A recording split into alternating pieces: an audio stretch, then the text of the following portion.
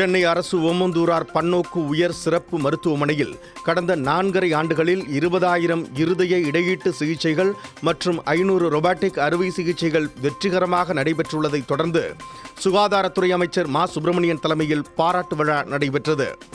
தொடர்ந்து செய்தியாளர்களை சந்தித்த அமைச்சர் மா சுப்பிரமணியன், மேம்படுத்தப்பட்ட ரொபாட்டிக் அறுவை சிகிச்சை கருவி மூலம் அறுவை சிகிச்சை, புற்றுநோய் அறுவை சிகிச்சை, இருதய அறுவை சிகிச்சை, இரைப்பை குடல் இறக்கம் அறுவை சிகிச்சைகள் சிறப்பாக மேற்கொள்ளப்பட்டுள்ளதாக கூறினார். சிறிய அளவிலான தழும்புகள் மட்டுமே தெரிவதால் பயனாளிகள் மருத்துவமனையில் நீண்ட நாட்கள் தங்கியிருக்க வேண்டிய அவசியமில்லாத ஒரு சூழல் நிலவியது.